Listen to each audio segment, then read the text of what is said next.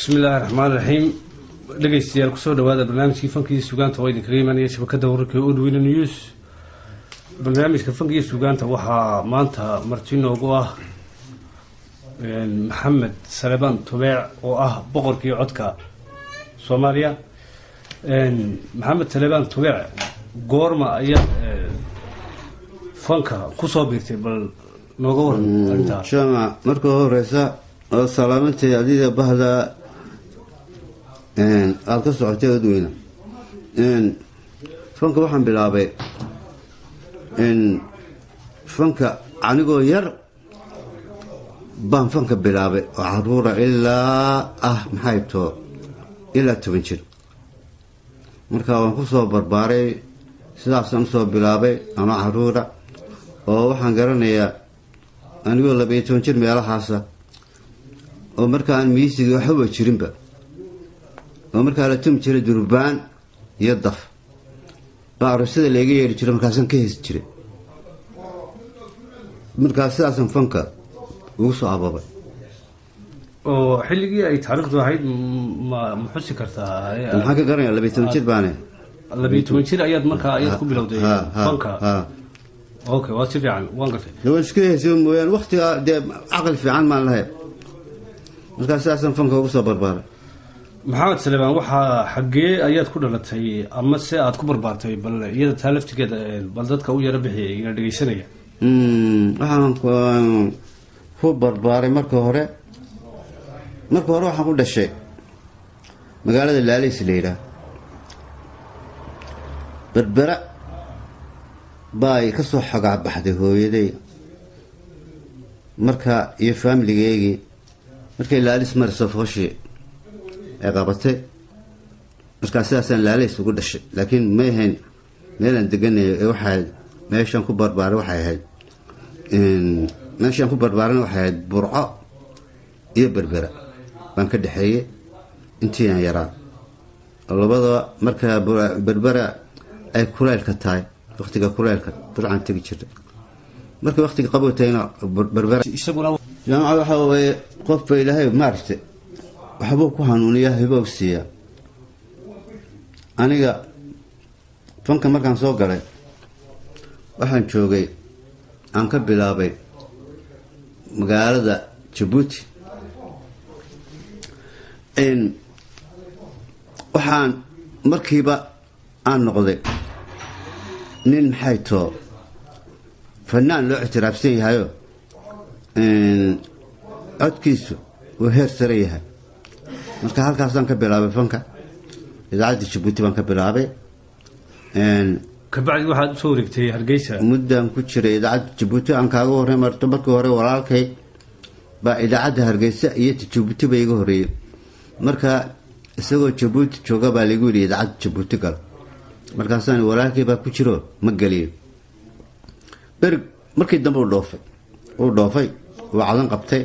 baan idaacadda Djibouti gal marka madeer baan ka shaqeynay idaacadda Djibouti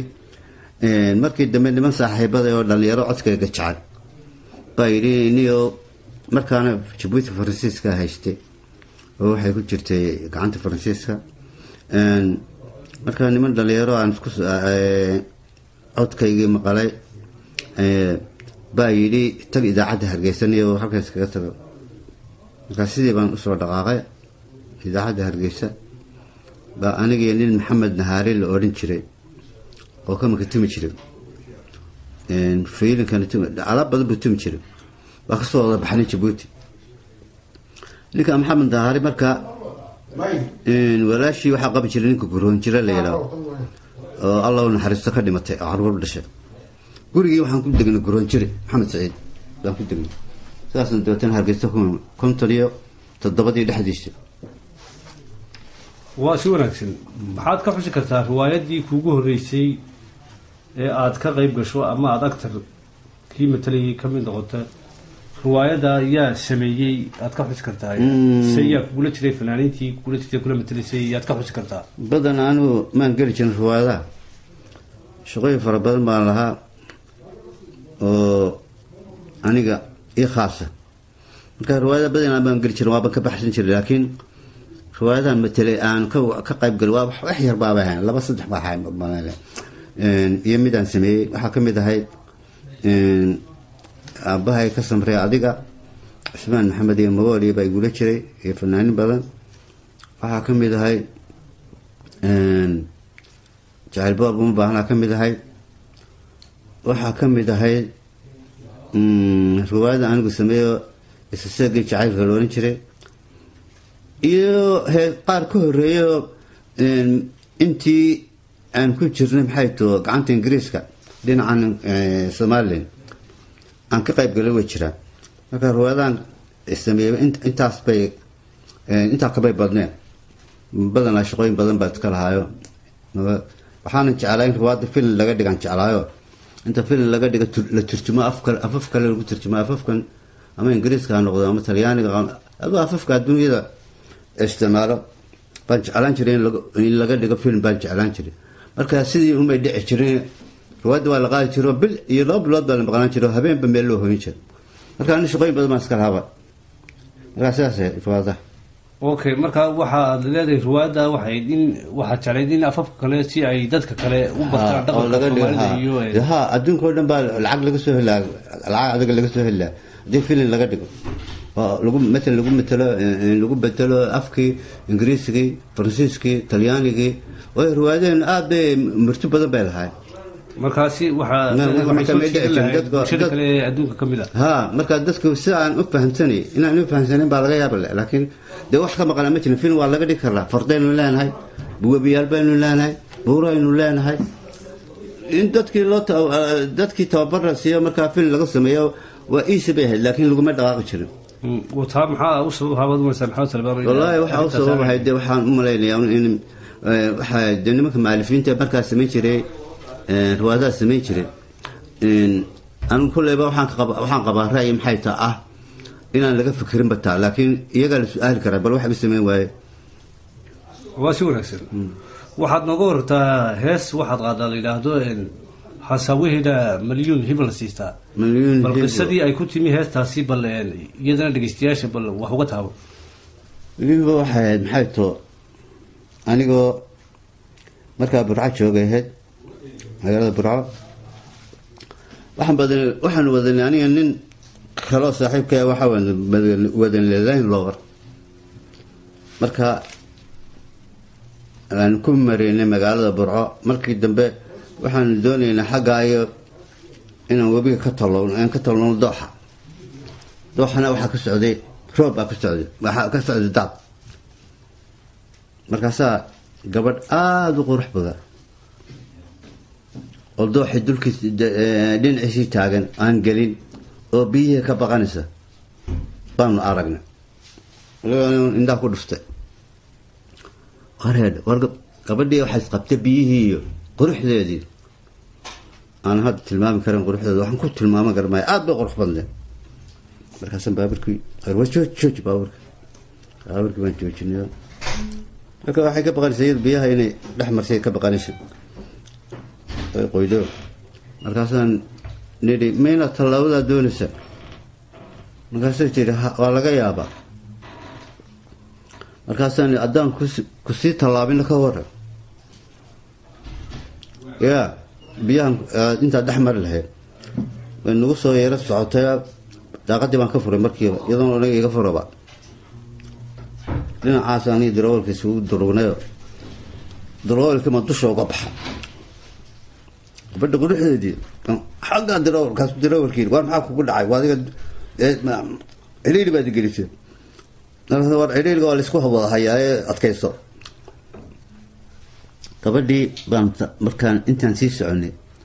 baan leeyahay inaad magaca markaas hib milyan hiba leeyahay مليون هبال قويلة ها دوحي بان كتالوني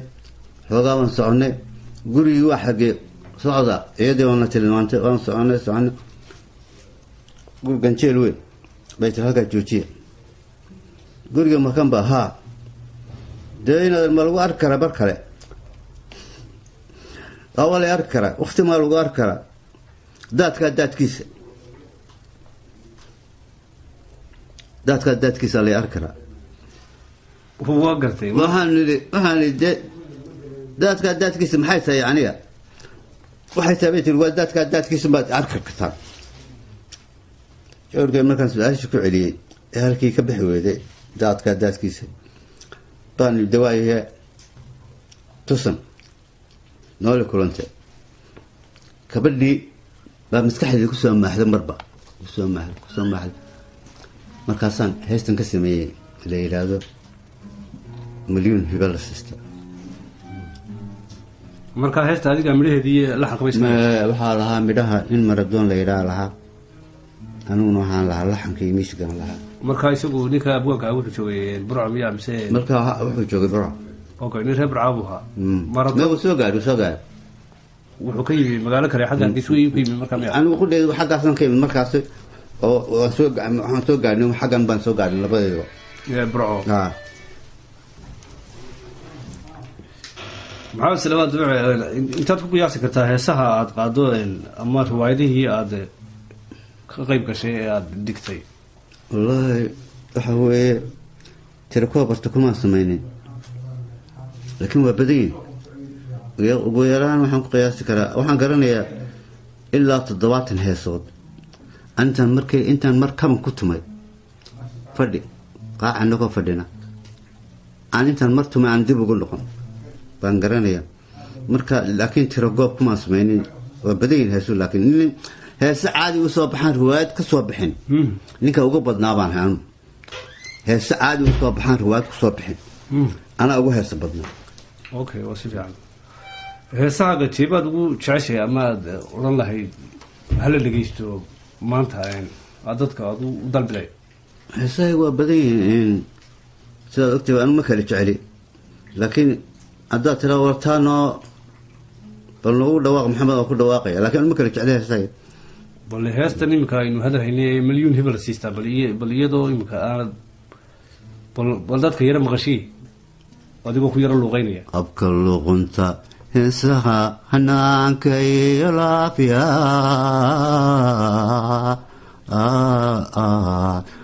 abka luuqunta heesaha hanaanka iyo laafiya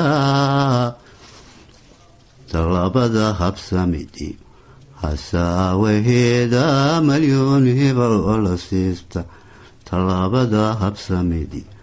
hasaawaheeda milyuun hiba oo la siista okay aad baad umahadsantahay maxamed salebaan waxaad nooga wartay iyada abwaaniinta heesaha ku sameeya ayaad heesahooda qaado bal cid ma ka xusi kartaa abwaaniinta aad midhahooda ugu jeceshay inaad aad qaado ama aad laxan saarto aad qaado dabeedna iyadoo aad ku luqeynayso inta badan waxaan ka qaadan jiray midhaha ama ereyada dhalinyarada baan dhiiri geli jiraan ka qaadan jiray laakiin dadkan midhaha ka qaatay waxaa ka mid ah hadraawi waxaa ka mid ah ninkii la oran jiray cali sugule xuseen oo faarax waxaa ka mid ah sangu waxaa ka mid ah maxayto ninkii la oran jiray maxamed cali kaariye waa badan waa gartay waqtiga xilli ma ayay ahayd xilligii aad ku guulaysatay inaad noqoto boqorka codka taariikhda xilli ma ahayd xilligaasi ee la qabtay sidaad ogtayba maaragtay fanaanku markuu masraxa taagan yahay ama idaacadaha ka heeso ama uu masrax taagan yahay ama uu xaflad ka heesayo baa bini aadamku dhagaysanaya bay qiimeeyaan marka boqorka codka waxaa lay bixiyey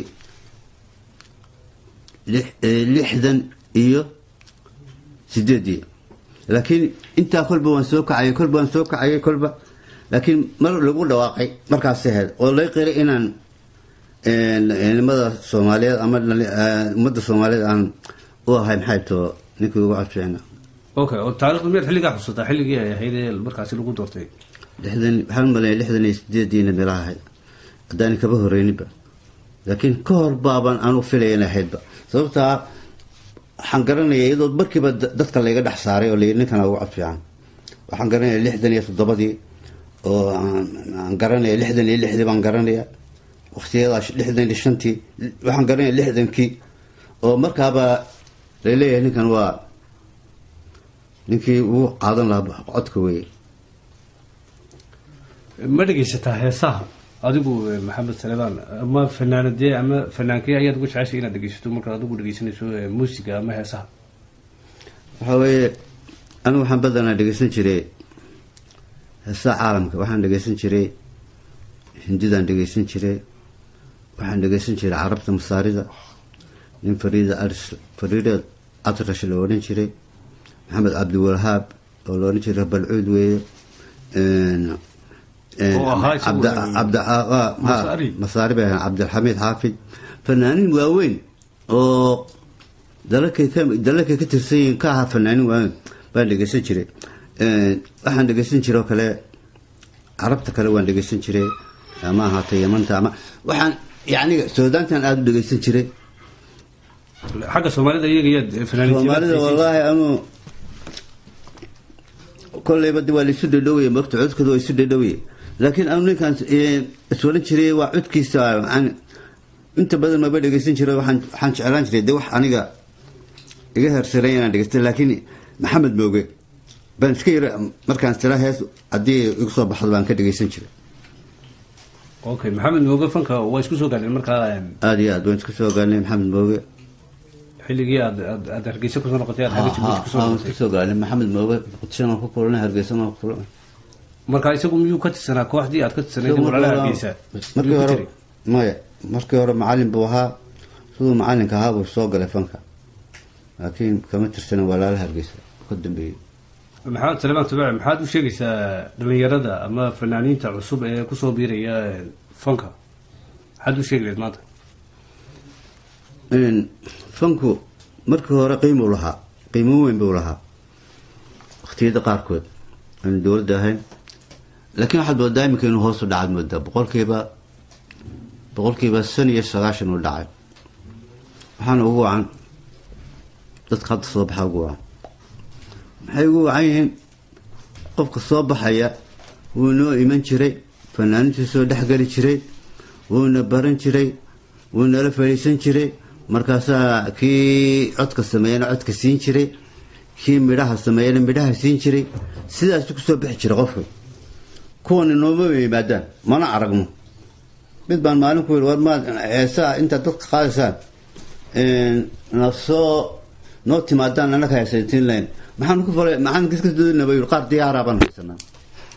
marka kuwa diyaarkay sheegayeen yaa u sameeyay mise kuwa diyaarkooda waa kuwa idinku qaataan casharada ka xafidayaan? ha, okay. marka waxa fankii hoos buu u dhacay. waxaan u riday maxay too waxa keenaya heestii qof lahaa marka qof kala qaado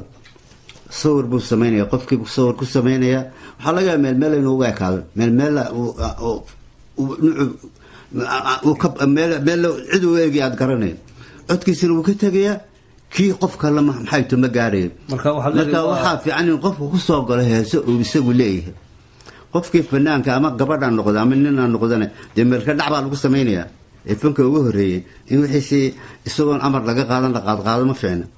marka waxaad leedahay waa xushadii tallaabadeedii ka tagtay. ta kale waxay ku helayaan tallaabadeedii nabigana gaari weyday maamaadii odhan jirtay. ta kale waxay ku helayaan ma jirto, waxay ku helayaan ama faa'iido ama magac ama maxay too adduun ma jiro waxay ku helayaan. okay, maxamed salebaan waan gartay. maxamed salebaan waxaan kula talin lahaa sheekadii waan ku jirnaa inay ninka doonaya inuu fanaan noqdo ama gabadha doonaysa inay fanaan noqoto inay iyadu waxay leedahay ku bilowdo. hadday doonto marka hore ku barskarayso heesaa dadka, laakiin intay isla soo taagto masraxayna tiraa 20 heestood dad leeyahay baan qaadayaan lacag dadka u dhigaya aan dadka u dhigaya hal farxunta hal bay farxunta. okay, waan gartay. maxamed salebaan waxaad ahayd nin ganacsada oo haddana fanaana, sidee ayaad studio ayaad xamal ku lahayd sida igu maqaalaa, markaa sidee ayaad labada shaqo aad isugu wadi? sida ogtayba fanku waa iska shaqo maha aha, maxay too looranaya qofka xagaad ku maqnaadiyo buuggan saxiixiyo meesha tiyaatarka iska tegi jirna si aan joogjoogna iska soo bixi jirna. marka studio ahna waan lahaa, baabuur baan lahaa, guryo badan baan ku lahaa Muqdisho oo imika qudheeda iga dhisan alxamdulilah.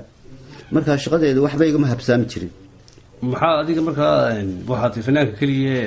isku waday labadaa shaqo? maxaa kuu suurtageliyey markaa adiga ayaad u malaynaysaa? wallaahi waxay suurtageliyey waxaa loo baahan yahay ninka fanaanka hadduu fanaan yahay inuu isku filaado way fiicanta dhaqaal ahaan in isku filaado way fiicanta waayo wixii cisba yeelanaya hadduu isku filaado hadduu isku filaan waayo ninkii waxaa laga yaabaa meelaan qadarkiisa ahayn inuu galo aan u fiicnayn isagu inuu meeshaa ama ka heeso ama tagaba marka waxaa fiican inuu waxaan isagu shaqo kala qabsado waxaana balwad ka dhigto marka waxaad leedahay waa inuu ku isticmaalo waqtiga balwadina ka dhigto markuu arkay inuu wax ku heliye la galo laakiin waa inuu qofku shaqo kale inuu yeeshaa fiican hayo si fiican goorma ayuu fankaagu ugu fiicnaa maxamed Saleebaan ayaad u maraynaysaa taariikhda maba garanaya ana waqtiga xumaa sababtoo ah markaan isaba dadweynuhu way iga heli jireen oo sacabkan bay tubi jireen marka wallahi maba garanaya waqtiga xumaa marka waxaad leedahay ilaa hadda waxaad tahay ilaa hadda top baad ku jirtaa ilaa hadda codkaygii weli isma bedelin waa sidiisii waxaa laga yaabaa daada deena nin weyn hadda noqday laakiin codkii sidiisii wey isagoo cimrigii kama muuqdo aan ahay marka codkaagii waxaad leedahay weli caadi kooxdii la odhan jiray walaalaha Hargeysa aad ku jirtay oo aad adigu ka mid ahayd iyo rag kaloo badan waxaa jirtay iyaduna koox kale oo la odhan jiray 60 oo Ismaan Gacan uu ku jiray labada kooxood maxaa ay kala ahaayeen waqtigaas waxay ahayd waqtigii gobonimada baa heedo adoo 60kii 59kii 58kii marka waxaa jiray walaalaha Hargeysa way jireen koox bay ahaayeen waxaa jiray kale qolada la leedahay 60kii ma tiri 60kii oo iyaguna maxay too radio Hargeysa baan ka tirsanay labadiina kooxoodba kooxdan maxay too Ismaan Maxamed iyo aniga iyo guduuda iyo gabdha iminka dee meel ay ku noolayeen aan garanayno gabadh leemoon la odhan jiray gabadh nooleeya la odhan jiray gabdho badan dee meel ay hadda ku noolyiin ma garanayo waxaan radio Hargeysa dee qoladan kalena way joogeen oo kolley fanaanin baahay laakiin idaacadana qaar baa ka shaqayn jiray qaarna dee shaqooyin kale iska haysteenba markii dambe laakiin waa la isku darsamay waxaa la wada noqday maxay tahay radio Hargeysa baa la wada noqday ayaa labadii kooxood saas isku diray oo markii xornimada la qaatay okay adigu maxamed Saleebaan waxaa tahay siday ku maqaalaa inaad tahay abwaan oo aad midhahana samayso laxankana samayso xillima ayaad bilowday inaad midhaha iyo laxanka samayso ma waxaad ku soo gashay fanka oo xilligii bilowgii baad ka bilowday mise waa wax goor xilli dambe kugu dhashay sidaan ogahay anigu ma samayn jiray inamada heesaha markaan idaacadda Hargeysa imid 57 dhexdiisii anigoo Djibouti jooga baan bilaabay inaan heesaha samaysto marka Djibouti waan ku bilaabay maxay tahay heesaha inaan samaysto markaan Hargeysa imidna daano fikradii haysto uma halkayga ka wato laakiin waqtiga ilmada iyo gabdhaha waxa uu sameey jiray Cabdullah Qarshiyo iyo Maxamed Saciid Guroon jiray baa uu sameey jiray heesaha markaan imid idaacadda Hargeysa anigu heesii samaystay inaba badan oo markaa igu dayday baa jiro iyaguna sidaa u samaystay heesii samaysan jiray marka waxaad leedahay waa waxaad la soo gashay fanka ma wax mar dambe kugu dhashay inaad heesaha iyo laxanka samayso waxaan la soo galay way waa si wanaagsan markii dambena waxaan bilaabay inaan hadda midhaha aan iska samaysto baan isku midhihii sameeyay codadkan qaadana kulligood aan wada sameeyay waxaan ku weydiinayaa su'aal kale oo ah maalintii ay kugu xumayd ee maxamed Saleebaan wax ma ka xus kartaa iyada